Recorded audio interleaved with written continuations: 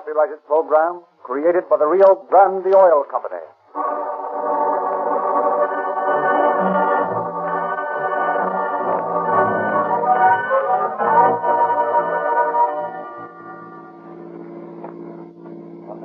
Calling all cars, and all car broadcast 109. Be on the lookout for that.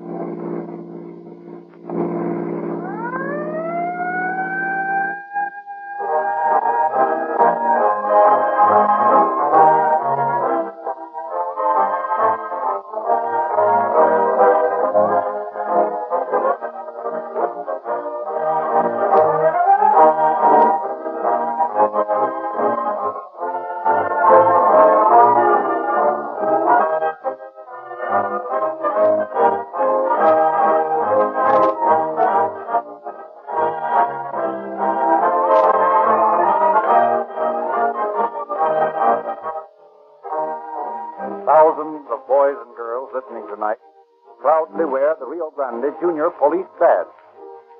They have fingerprint outfits, police microscopes, sirens, G-man guns, and other detective equipment.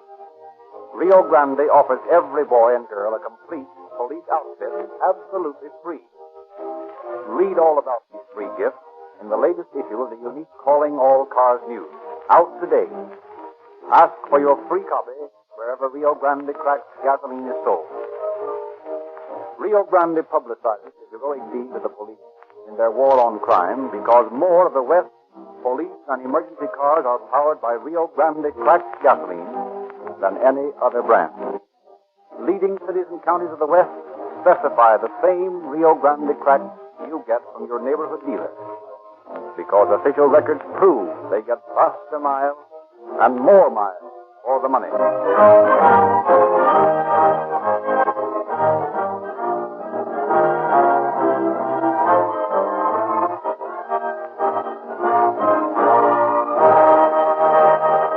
And now we present Chief James E. Davis of the Los Angeles Police Department.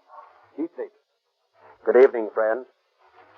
Our prisons are full of young men and women who made just one misstep off the straight and narrow path of honesty and were caught.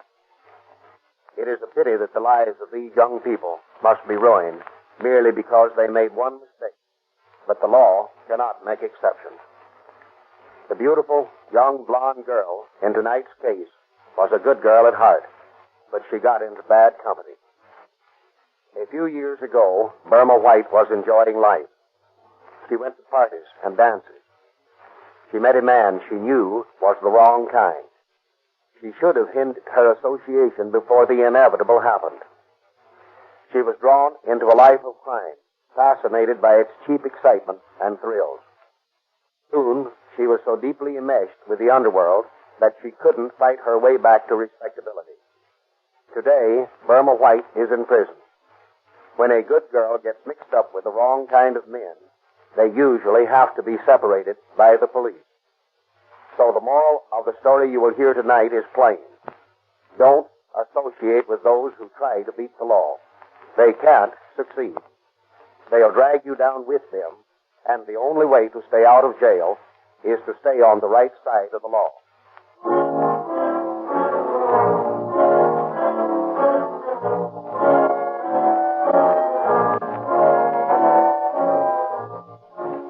In 1930, Tom White was sentenced to San Quentin to serve a maximum term of 10 years for grand theft.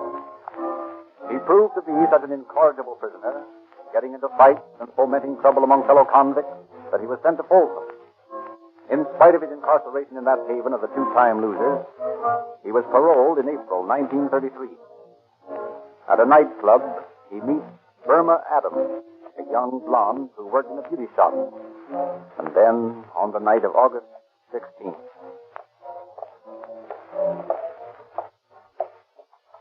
you see, baby, the first thing you need in this racket is a car. Yeah, but we ain't got one, Papa. Sure, I know that. We might have to stick up people in the street. No, that's small-time stuff. We're going to operate in a big way. Yeah, but where are you going to get a car? Right here. What do you mean? You see that car stopping there? Yeah? Well, that's practically ours right now. Gonna take it from him? Sure. Gee, you're a hard guy, Tom. Sure I am, baby. How about you? You scared? Me scared? No. I get a kick out of this. That's the way I like to see him. Come on, babe.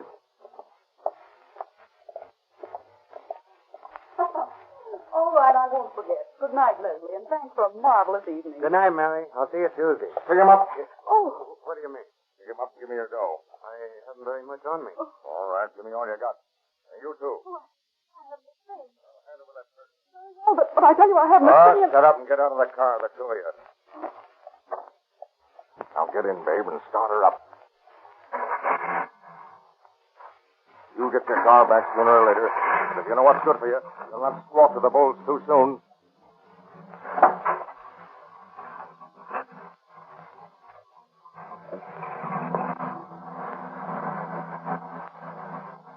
You see, babe? That's all there is to it. Gee, Tom, you're a smart guy.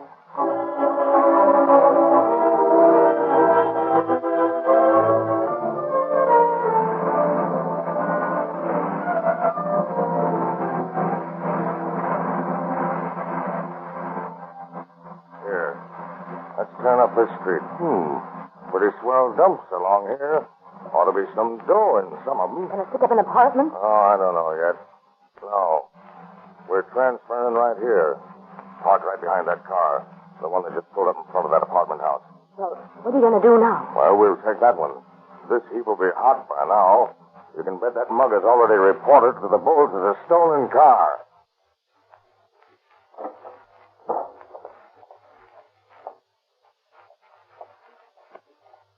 Dig down. This is a holdup. What? Just keep your mouth shut, mister, and hand over your dough.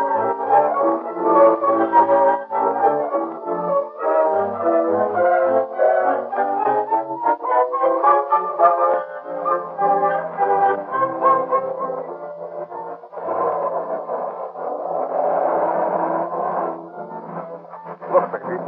That car ahead's got to stop for that red light. Pull up close to the curb, and I'll knock him over.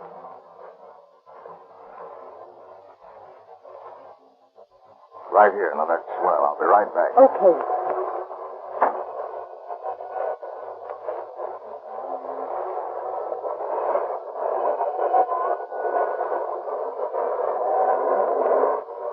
Hold up your hands. Huh?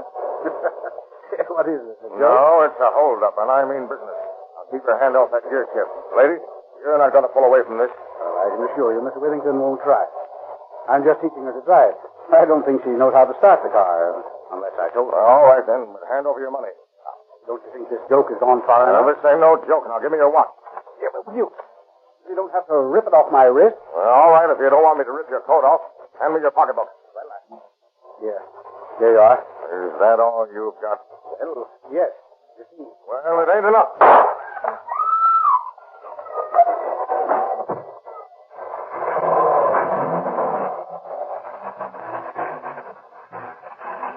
Okay, babe. Turn up here to the right and step on it. What was that shot I heard? Oh, the mug's trying to get fresh, so I let him have it. All Los Angeles is horrified the following morning to learn of the brutal and needless shooting of Cora Withington and Crombie Allen. Public sympathy wells up as Miss Withington's life hangs in the balance. The Los Angeles Police Department goes into action. Chief Davis orders his first police blockade throughout the city in an attempt to capture the car used for the bandits. More than 300 patrolmen are deployed to strategically located intersections, where from 7 o'clock in the evening until 1 a.m. every passing automobile is scrutinized, its license plates checked, its occupants interrogated. I never heard of such a thing. Holding decent people up like this, throwing everything out of kilter. What? Listen, Martha, do you have any idea what this is all about? No, and I don't care. I know I want to get home.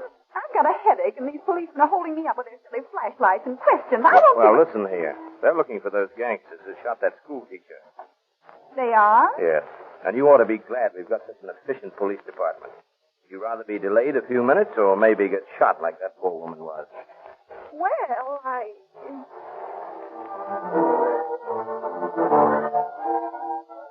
6 days later, Tom White changes cars again, holding up Mr. and Mrs. F.E. Bobria and taking their Chevrolet coupe from them. Furnished with the license number of this car, the police intensify their manhunt. On August 31st, C.C. Lewis is held up as he's entering his apartment house. He grapples with a thug who fires a shot at him and then runs away. Mr. Lewis's description of the bandit tallies with that of the other victim. Chain stores and drug stores are burglarized. Pedestrians held up on the street, and every time the bandit is seen, the description is the same. Usually he's accompanied by his blonde companion. On the night of September 6th, the radio police car covering its beat sees the missing Chevrolet parked in the filling station lot. Yeah, that's it, all right. License plates and description fits. We've got to pull in and find out about it. Okay. Want some gas, boys? Nope. Know anything about that coop over there? Why, no. What do you mean? Who's it belong to? Oh, some blonde lives up the street here. Oh, a blonde, eh? Yeah, she brought it in yesterday to have the battery charged. What's her name? I don't know. Where does she live?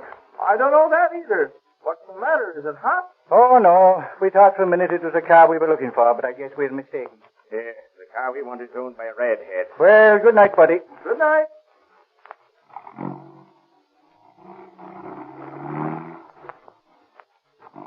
That's it, all right. Got to get to a box and call headquarters. That's what I'm doing right now.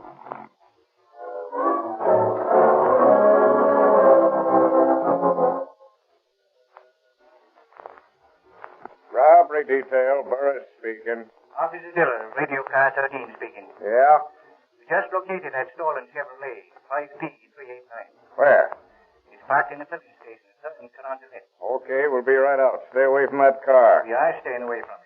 It's parked on down in the dark. That's right. But don't let anyone see you there. We don't want to scare them away. Right. Okay, Anderson and I will be right out.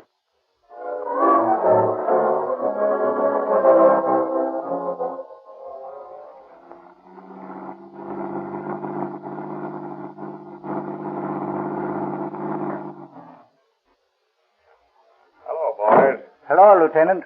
Anything happened yet? Not a thing. Where's the Chevy? In the filling station at the right-hand corner down there. You can just see the hood of it by the grease rack there. Oh, yeah. Did you talk to the station attendant? Yeah. What did he say? Said the car belonged to a blonde. Well, that fits okay. Said she left it to have the battery charged and she'd be back for it any time. And she probably won't. It's 1,000 to 1 that car's abandoned for good. But I'll play the long chance that she's coming back for it. It's worth trying. Right. Now, you boys better get out of here and stay away from this corner. We'll hold the stake from now on. Okay. Tell the boys to relieve you to stay away out of this neighborhood and tell them to tell the boys to relieve them. Right. Good night. All right.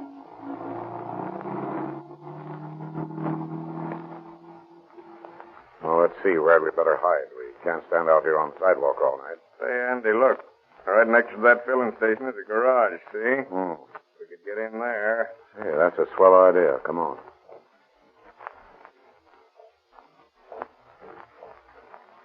Don't look like there's anybody home. Yes, there is. There's a light in the back. Ah, this will be a great spot. Those hedges hide everything. We can see right through them.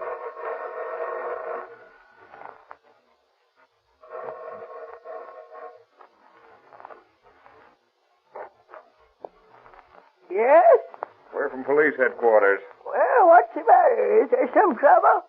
No, nothing's wrong, but we're looking for a car thief. A car thief, is it? Worse than horse thieves, they've got to be. Well, what do you want with me? I ain't no car thief. Oh, we know that.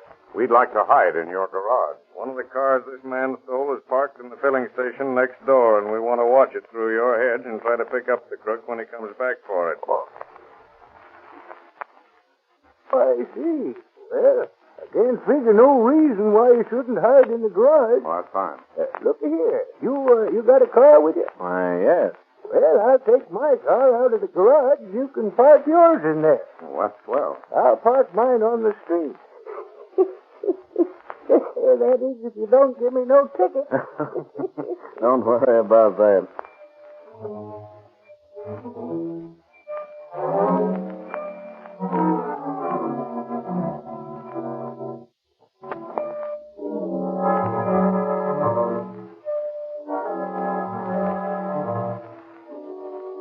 All evening and past midnight, the hidden detectives watch the filling station.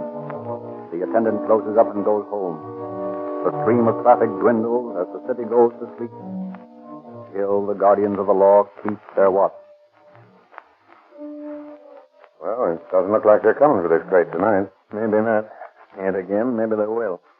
If the girl comes back alone, we'll have to follow her. You realize that? Sure, we can't let the guy get away.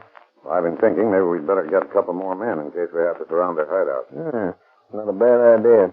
I'll call in for a relief so we can get some dinner. And I think it'd be a good plan to change clothes. Got any dirty old pants at home you use when you grease your car? Yeah, I think so. Well, you'd better get them.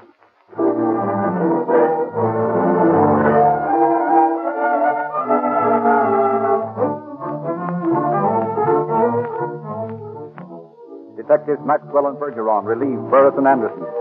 As dawn throws her roses spread over the waking city, they return, clad in old clothes, disguised as mechanics.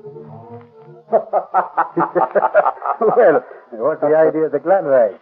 Do you want to wake up the neighborhood? Hey, what is this, Sherlock Holmes and Dr. Watson? Don't be funny. That girl comes back for the car. I'm getting a good look at her. And these greasy clothes won't arouse suspicion. Anything happen while we were away? Not a thing. Quiet as a graveyard. Well, we ought to get some action soon. The boy's opening up at the filling station. It's the day shift man. Maybe he'd know something more about the car. Might have passed. Good morning. Good morning. Oh, hello. How are you this morning? Well, I declare I never would have recognized you with them duds on. You ready for some right pert sleuthing, ain't you? Maybe. Say, look here. Do you want to help us? Anything I could do, I'd be glad to. Good. You know that bird in the filling station? Bob, sure I know it. Well, mosey down there and find out what you can about this car here. Ask him who left it and what they said, will you? Yes, indeedy, I'll be glad to. But don't let on about us. Oh, no, don't worry about that. I got better sense than that.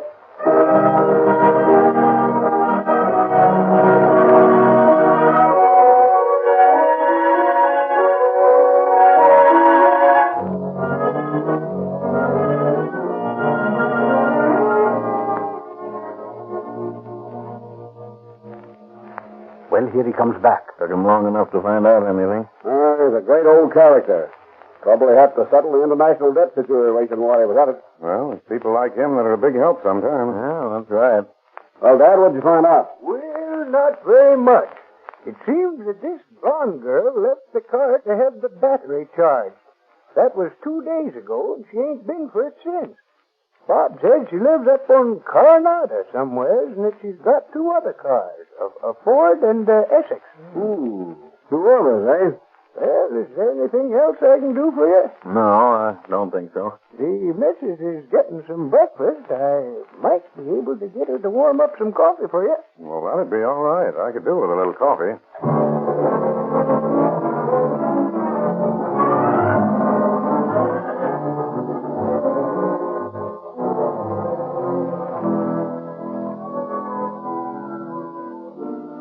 Throughout the long, hot morning, the 4 detectives remain on watch.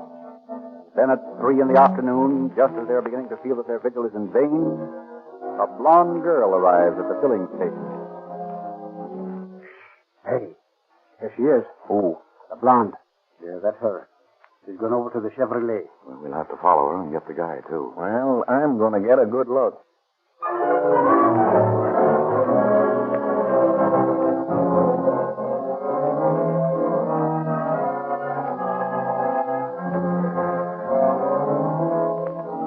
Weaving unsteadily, apparently a drunken hobo, Burris, clad in his greasy old clothes, wanders down 3rd Street past the filling station. As the blonde girl fills her tank with gas and chats with the station attendant, Burris has plenty of time to look her over and check her appearance against the description given by the many hold-up victims. As she pulls out of the filling station, Bergeron and Maxwell follow her in their car.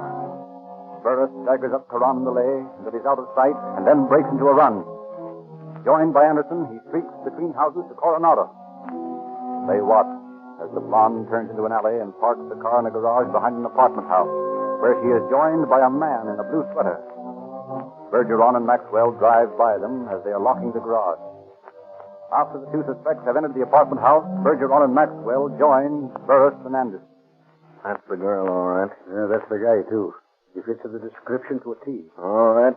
Maxwell, you and Andy guard that alley entrance to the apartment. Come on, Bergeron. You and I are going to talk to the landlady.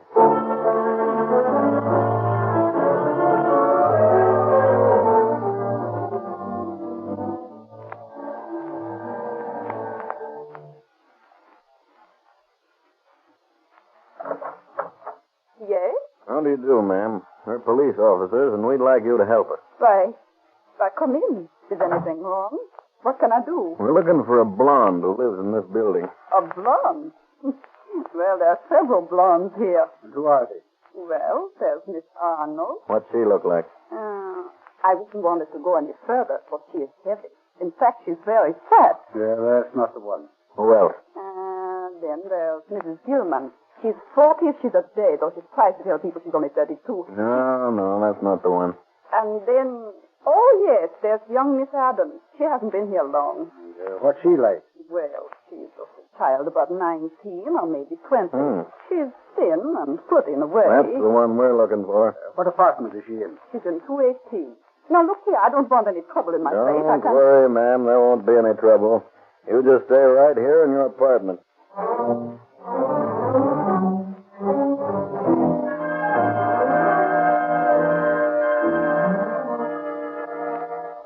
Burris and Bergeron called Anderson and Maxwell in from the alley, and the four, guns drawn, climbed the stairs to apartment 218. They find the door unlocked. Stop her. Grab her, Burris. Okay. Hey, that's the guy down the hall. Hey, come that guy coming. We're police officers. Get him out. Come that guy. Get him up for what? Hey. What are they doing? Kill us out? Now, just sit still until we find out what this is all about. I don't know what's the matter myself yet. We'll be as good to you as you let us. What are you, police officer? Yes, ma'am. We're police officers. Oh, mercy. I thought you were hold-up men. And just who are you? I'm Burma's mother. Well, boys, what happened? That guy in the blue sweater opened up on us, so we let him have it. Is he dead? I don't know. Where's the phone? Over there on the wall.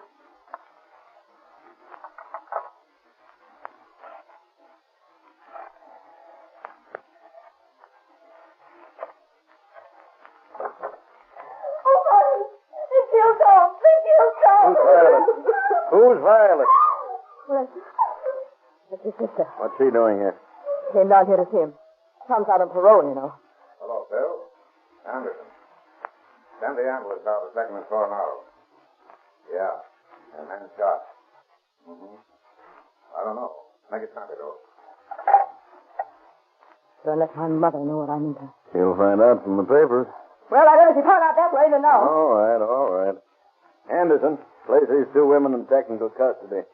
I want to talk to the girl. Come on in the kitchen, Burma.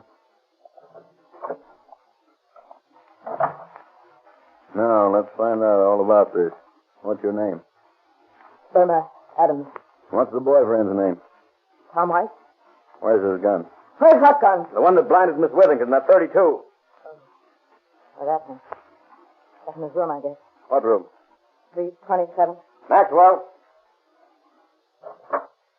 Yeah. Get up to that guy's room, number 327, and see if you can find that 32. Right. Now, where's your car? What car? The Chevrolet. I haven't got any Chevrolet. Oh, yes, you have. I saw you drive it away from the filling station. Well, then you ought to know where it is. Where's the key to it? That's possible. Oh, please, mister. Don't let my mother know about this. I won't tell her a thing. How many jobs have you and Tom pulled, Vermin? Oh, not so many. Did you hold up that drugstore on Western Avenue? Yes? Those chain grocery stores? Yes? About how many? I can tell you all that later, can't I? I don't want my mother to hear about this. All right, Burma. Oh, by the way, why did you hang on to that Chevrolet? Didn't you know we had the license number? Oh, I don't know.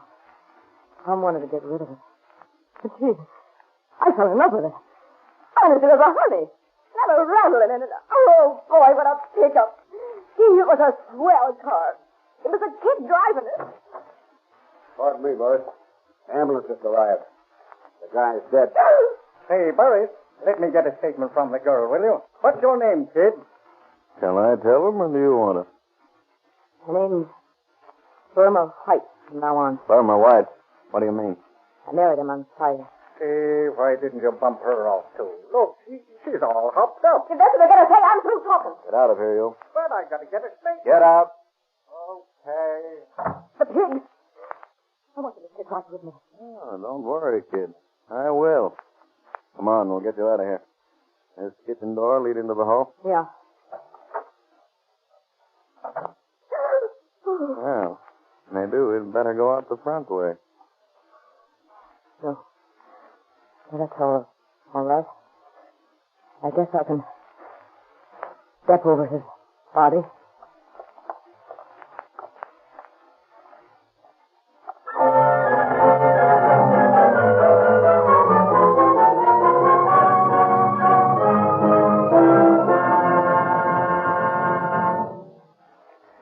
And on November 6th, Burma White, tool of the parole convict Tom White, was sentenced to serve from 30 years to life on 7 counts of first-degree robbery, 1 count of attempted robbery, and 3 counts of assault with deadly weapon with intent to commit murder. This series of crimes in which Burma White participated would never have entered a career of crime had the parole system been stringent enough to prevent desperados from having their freedom. It is my sincere hope that you, the citizens, will demand a proper parole system so that you and yours will not be in constant danger from the ruthless viciousness of men of the stripe of Tom White. Thank you, Chief Davis. Ladies and gentlemen, you are almost certain to see a Rio Grande service station tomorrow, and we hope you'll drive in to ask for a free copy of the Calling All Cars News, to read about the free gifts for your boys and girls, or to fill up with Rio Grande Cracked, the gasoline that gives you so much more and costs you no more. And remember, more police cars, fire engines, and other emergency equipment are powered by Rio Grande Cracked wherever it is sold than any other gasoline. And if you'll take the advice of America's most expert oil buyers, you'll take your car into a Rio Grande station every time you need oil. Sinclair motor oils are featured at all Rio Grande stations. The same Sinclair oils that are specified by 150 leading railroads and by the leading airplane lines. Sinclair oils are de-waxed and de-jellied, so that all the useless filler you get in other oils is removed, and you get more real lubrication for your money than ever before.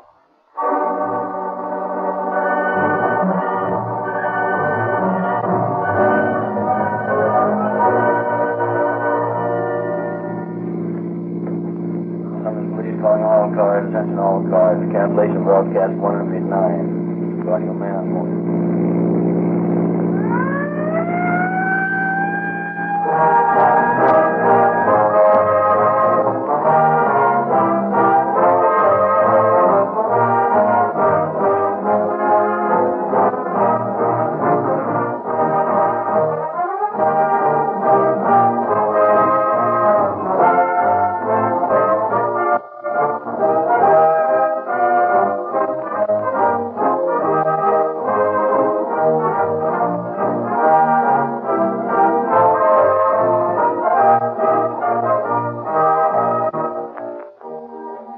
Frederick Lindsley bidding you good night for the Rio Grande Oil Company.